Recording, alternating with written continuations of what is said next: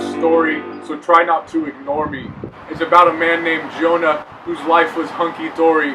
Until this one day, God came to him to say, Jonah, go to Nineveh and tell them they must pray.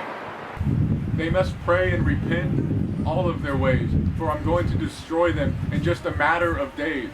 But these were his enemies. They oppressed his people. They committed violent obscenities that were considered pure evil. Jonah was terrified. He didn't understand. For did God not realize that he was only a man? So Jonah did what most of us have done. He packed up his bags and went in the opposite direction. He got on a boat going across the sea, and at the end of his rope, and so weary, he went down below and he began to sleep.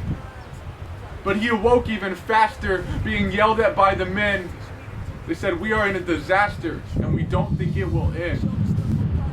But Jonah knew the truth, that the storm was sent for him, and he knew what he must do to save all of them. So Jonah had them toss him over the side of the ship.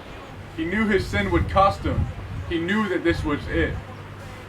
And as he plunged deep into the cold sea, he fought so hard, but it was all for nothing.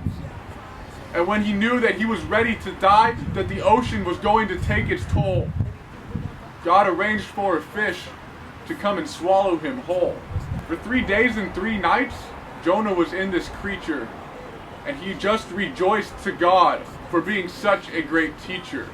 And at the end of this time, he was spit up on the beach, and God told him again, go to Nineveh, preach. So without hesitation, Jonah went to them and said, I've been sent to tell this nation, you're all spiritually dead.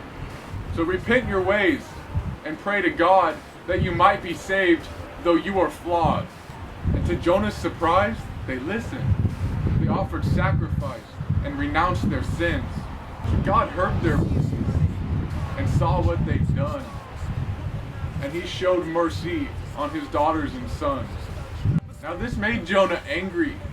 He didn't quite get it. These people were evil. How could he save them? So God sent a plant to give Jonah shade, and he sent a worm to eat it that very same day. Jonah complained of the heat, said his spirits were dry, and God asked, is it right for you to be angry that this plant has died? You're sorry for this plant, though you've done nothing for it, and though Nineveh is sick, I still adore it.